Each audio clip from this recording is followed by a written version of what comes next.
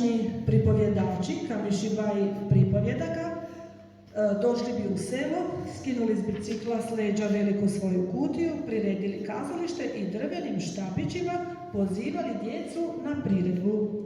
Ovako, mi ćemo danas ispričati ovu priču na jedan drugačiji način. Ovako.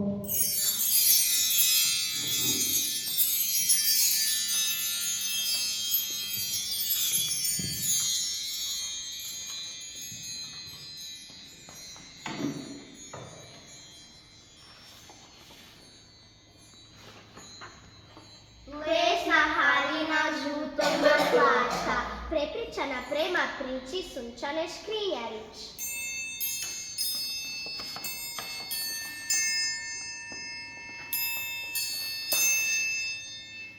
Svake godine u isto doba u tajnosti cvijeće priređuje raskošni ples do zore.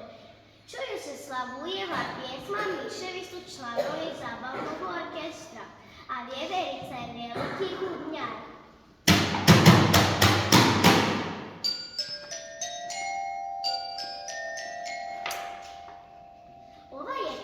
Ispričana malenom dječaku koji je jako volio cvijeće i životinje. Nikada nije trgao lapiće niti povlačio mačku za rep.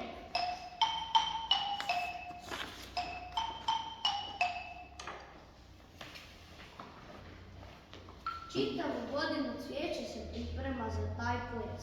Kroji šarene haljine, reptili donose na svojim leđima uzorke iz dalekih krajeva.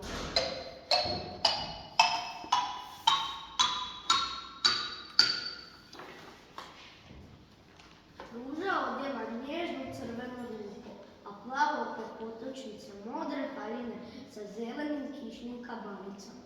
Ljubičica nosi svoju jednostavnu ljubičastu odjeću, a visi baba je u bijelom kao vrlo.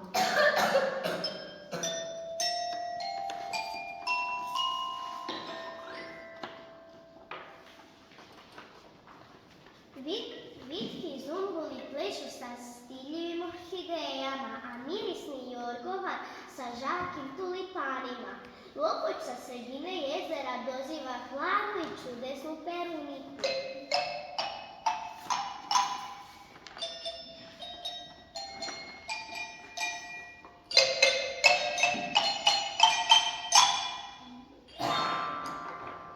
Ali postoji cvijet za koji ljudi kažu da je običan i dosadan, drač.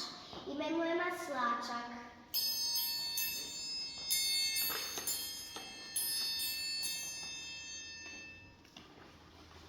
Dok je svo cvijeće bilo sretno u seoskom janku, tužni je maslačak plakao bijelim suzama u ružnoj izgraženoj suknji. Nije imao lijepu haljinu, niti je lijepo mirisao. Biba Mara ga je pitala zašto plače i ponudila mu pomoći. Dovela je pomoć i krave, i krijesnice, i leptire, i pčele, i cvrčke, i uholaže, pa čak i jednog smrdljivog Martina, ali nitko mu nije znao pomoći.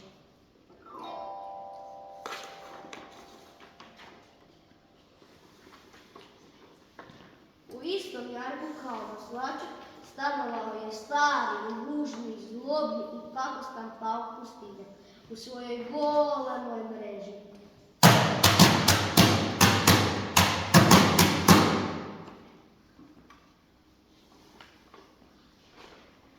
Odluči prije smrti pomoći maslačku i istkati mu nježnu i prozračnu haljinu od najfinije paučine i kreže.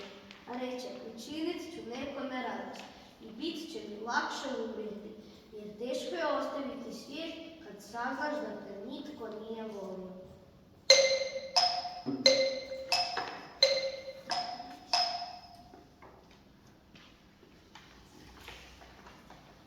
Kad maslačak odjene haljinu nježnu poput dakar napravljenu tajnom vještinom starog pauka, sretan raskupi svoje žute cvjetove, stari